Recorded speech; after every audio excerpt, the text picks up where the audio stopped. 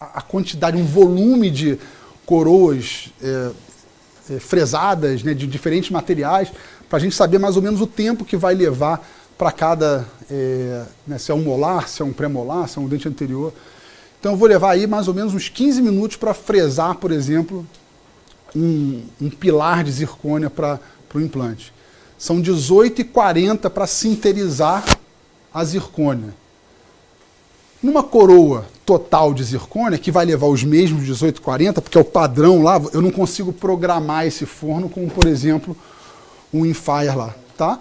Então, no Infire, a minha coroa, por exemplo, de Cerex zircônia, que não tem no Brasil, tá? Plus, ou a MTL, ou um Katana, tá? STML, ele vai ficar mais translúcido com um tempo maior de sinterização. Então, o resultado estético desse material, ele é melhor. Porém, eu não consigo entregar uma coroa em 2 horas, 1h30. Então, o que eu quero? Então, aquela coroa de zircônia que eu mostrei para vocês, que eu maquiei lá o oclusal e a bucal um pouquinho, é um bloco com várias cores, várias camadas, né, multilayer, como é chamado. Resultado estético aceitável, né, para uma restauração posterior. Então não estou querendo aqui mostrar aquele Photoshop de aula, né? Não é isso. É o que dá para entregar naquele dia. Se eu mandar para você e fizer uma coroa com uma sinterização de 1h30, 3 horas, vai ficar melhor. Mas eu não vou conseguir entregar na hora. Então é o que eu quero entregar. Tá? Então esse é no nosso laboratório lá o que a gente tem. E aí vamos voltar lá no começo para mostrar da onde eu vim, né? Do que eu aprendi lá atrás. Né? Então vamos falar do teu pai, do que a gente aprendeu lá atrás, né? A odontologia raiz, a prótese raiz. Então o preparo cavitário não mudou nada. Não vamos falar agora que o mundo digital eu vou ter que mudar a forma de trabalhar. Não preciso. Eu tenho que observar alguns parâmetros para trabalhar com esse fluxo digital, sim. Tá? Então a gente tentar falar um pouquinho disso. Então está aqui uma literatura, de certa forma, né, recente, mas para mostrar lá que essa celeuma que tinha, né, de vou ter que mudar agora, né, o formato básico não modificou. Eu continuo fazendo exatamente o que eu aprendi lá atrás. Óbvio que um preparo subgingival é melhor, é mais fácil eu moldar, mas nem sempre é possível. Então, com essa ideia de um preparo minimamente invasivo, vou deixar ele na linha de gengiva, vou deixar 1 milímetro subgingival, a decisão é sua, de onde você quer deixar o seu preparo. Mas é mais fácil, obviamente, deixar um preparo, né, acima da gengiva. E aí, se eu for pensar no que a gente faz, está aqui, Jorgensen, em 1956, não mudou. E aí, o que Jorgensen fez lá? Ele pegou vários preparos, né? Aqui era fosfato de zinco, metal, mas ele começou com uma inclinação de 2,5 no preparo. Então, tinha 5 graus de convergência. E ele foi acrescentando 5 graus até chegar em 50 graus, 45, 50 graus, agora não vem a memória. E aí, o que o Jorgensen mostrou lá atrás é que até 15 graus, ou melhor, depois de 15 graus, não tinha diferença estatisticamente significante na retenção das minhas coroas. Retenção é longo eixo de inserção, não estou falando de resistência. A resistência é menor, a forma de resistência desse preparo é menor. Mas em termos de forma de retenção, e aqui está em escala, ó, 15 graus e 45 graus. Esses preparos não têm diferença estatisticamente significante na forma de retenção. Pô, mas mudou tudo, eu estou cimentando adesivo, eu uso um cimento autoadesivo, que sem fazer nada, ele vai interagir com o intáglio da restauração e com o dente, com a superfície do dente. Então eu tenho alguma adesão, é diferente do fosfato de zinco. Se eu vou usar um adesivo agora, eu vou aumentar ainda mais, né, essa resistência de união. Então o meu preparo talvez possa ser um pouco mais inclinado. E aí se for pegar estudo comparando inclinação de dente, quem usa um sistema digital, o preparo é mais inclinado. Aí você fala, pô, mas por quê? É porque é mais fácil de escanear. Mas não tem nada a ver, continua. A prótese continua, a vida continua. Então o meu preparo vai ser o mais paralelo possível. Eu vou ter a adesão do meu cimento, mas eu também vou ter a minha forma de retenção e forma de resistência do meu preparo. É claro, né, com os preparos minimamente invasivos, eu vou mostrar hoje, as famosas, né, tabletops, hoje começaram a criar tanto nome que eu nem sei mais nome de preparo, né? Tá uma vergonha. Cada dia chega um cara novo lá que fala um nome novo de um preparo. Eu não sei, não consigo ajudar. Mas acontece, né? Então, as tabletops, né, onde a gente só tira a oclusal, né, para mim são fragmentos cerâmicos, né, reconstruindo a oclusal, né, se você quiser preservar a estrutura dental. Estamos fazendo, né, com a longevidade disso, não tem tanto tempo. Mas eu vou preservar o máximo de estrutura, deixar esmalte na margem toda e aderir à minha restauração. Não tem preparo, não tem nada, como são as facetas, né, os laminados cerâmicos anteriores. Tá? Então, o que a gente faz não mudou nada, as brocas não mudaram nada. Né? E aí, né, o tipo de broca é o uso que você está acostumado. Eu só uso broca paralela. Porque na minha mão funciona melhor. Porque eu não sou robô, eu não vou conseguir manter minha mão reta para utilizar uma broca angulada. Que angulação é essa? São os 2,5 graus do Jorgensen lá. Pô, então o fabricante é muito gente boa com a gente, né? Já entrega a broca. Mas quem é que tem a mão reta para deixar essa broca reta? Um segundo molar superior vai sempre inclinar. Então, para mim, é mais fácil usar uma broca reta. Para mim. Mas você quer usar uma broca inclinada, usa a broca inclinada. Sabendo que eu vou partir já. E detalhe, né? Vamos voltar atrás aqui, ó. Então, né, o porquê que o Jorgensen falou que a inclinação de 3 graus era ideal e 6 graus de convergência. O nosso olho não consegue detectar uma inclinação menor do que 3 graus. Então, a inclinação ideal, que ele chamou lá de 2,5, porque ele não fez nada menor, ele chamou que o ideal seria fazer 3, porque eu conseguiria detectar 3 graus de inclinação. Então, 3 e 3 são 6. A broca vem com esses 3 graus. Então, se eu conseguir manter minha mão paralela, eu vou fazer um preparo ideal. Eu, particularmente, prefiro utilizar a broca reta. Tá? Aí vem lá, né, do que a gente, né, faz hoje em dia. Então, se eu pegar também um artigo relativamente recente, mostrando, né, que esses ângulos hoje, né, de convergência e inclinação, eles estão mais, vamos dizer assim, fáceis de fazer. Né? Eu não preciso mais ter aquele... Né, eu me lembro, eu dentro da faculdade lá, dentro da pré-clínica, ensinando a aluno a fazer dente. Não, eu quero ter o preparo o mais paralelo possível. E a gente ainda fala isso. Mas, com adesão, eu posso. Para quem fazia RMF... Pô, é isso. Né, fazer RMF com baixa rotação para alisar o preparo todo, para ficar sem nenhuma retenção. São preparos lindos, maravilhosos de fazer. A gente, né, infelizmente, não faz mais. Né? Não sei nem se cabe ensinar, mas o aluno não vai fazer isso ainda hoje, né? Hoje em dia. Mas, né, a gente sai daqueles preparos, né, lá de 5 graus para os preparos mais, vamos dizer assim, realistas, né, de que todo mundo pode alcançar de uma forma bem simples e fácil. Então aqui, ó, então 3 tabletops. Eu sinto muito que o paciente que tem dinheiro não quis fazer de jeito nenhum esse premolar aqui. Isso aqui fazia, os outros estavam quebrados mesmo. Mas, de novo, né, meu primeiro slide lá na aula, não é aqui, não é para falar que você faz e acontece, né? É o que é o dia a dia, um caso de consultório, não foi feito para a aula. Mas o resultado com o Tessera, eu acho que está muito bom, né? Assim, aí você quer caracterizar mais o sulco, pode caracterizar, fazer, mas já está aceitável, né, para uma odontologia chairside imediata, onde eu consigo, naquela consulta, entregar as restaurações para o meu paciente. Tá? E aí vamos lá, nossa odontologia raiz, né? Qual broca eu vou utilizar? Será que eu devo alisar a superfície do preparo ou polir a superfície do preparo? Eu utilizo broca carbide, broca diamantada. E aí, o que você usa? Diamantada, carbide? Qual broca utilizar? Carbide, diamantada? Não, vou mexer com meu amigo. Rafael, diamantada, carbide, grossa, fino, que tiver na mão vai. Então vamos lá. O que está certo, o que está errado, né? Quando você senta na cadeira quando você senta para atender, daí é o que o aluno tem. O que o aluno tem. Nossa, me enchi o saco lá na faculdade, né? Que eu exigia lá a broca, mas enfim. Qual o preparo que está certo?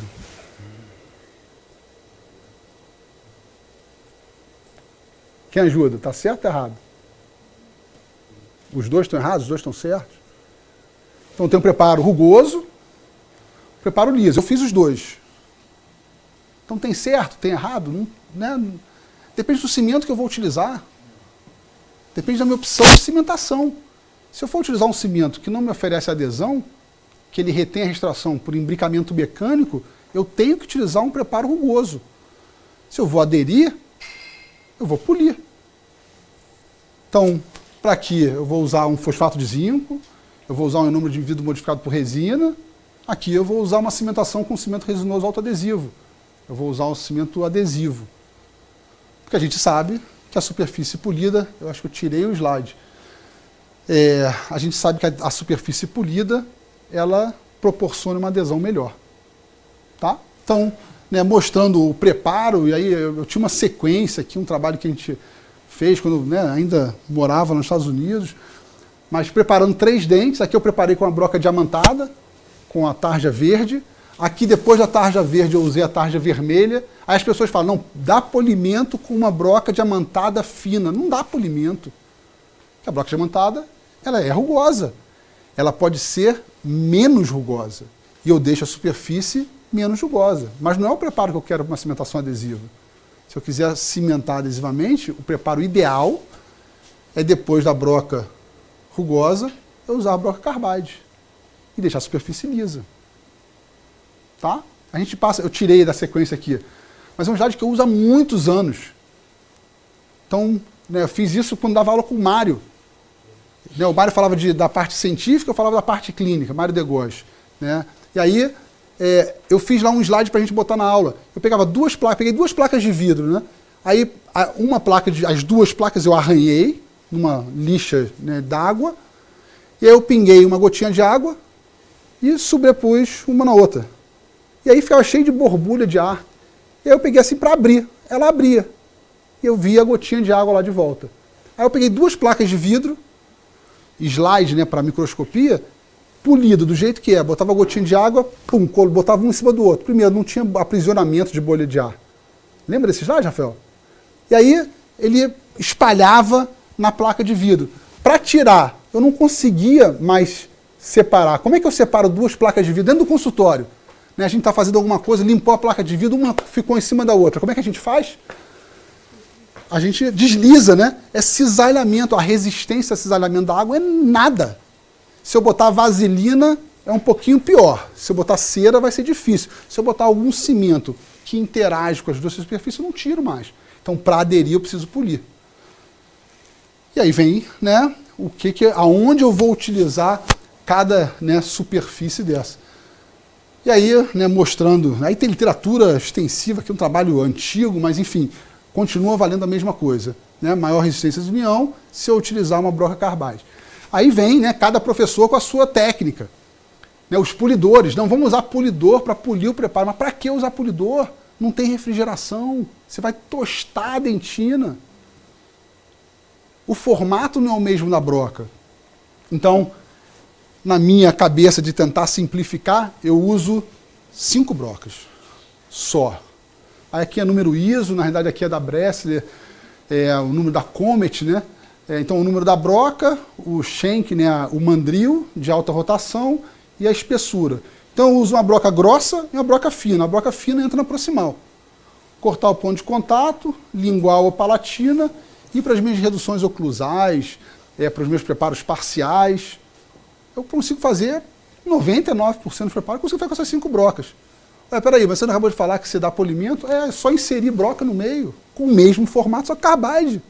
Então eu preparo com a broca grossa, que é o que a gente faz com diamante, né? Porque senão com a broca carbide não vai dar.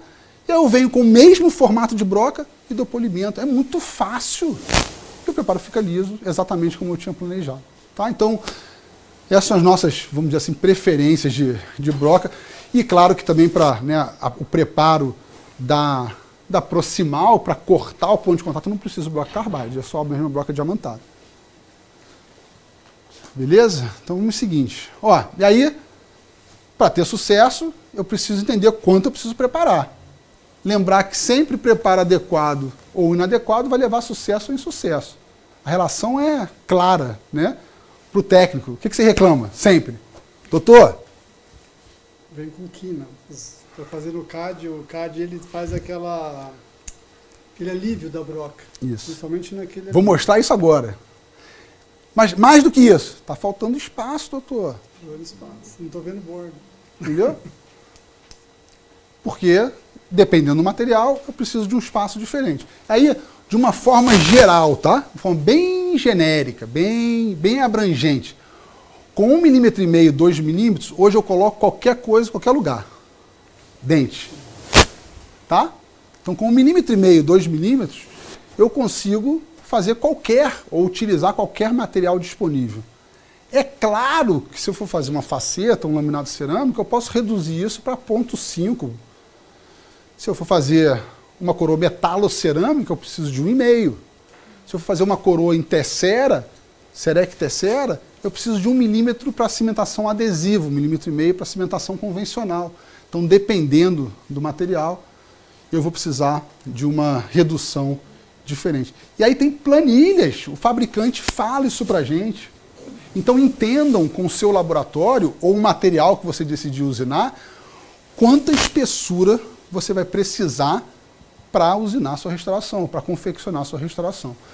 Tanto para dente anterior, como pode mudar para a restauração posterior. O mesmo material, dependendo da carga que ele vai receber, ele vai precisar de uma espessura diferente, anterior ou posterior. Isso vai ajudar para a gente, né, na parte estética, vamos dizer assim, com restaurações mais delgadas na região anterior. Tá?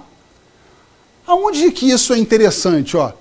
Uma das partes que a gente faz, que eu falei no começo da aula, né, uma das partes estressantes do meu tratamento é a cimentação. Não tem jeito.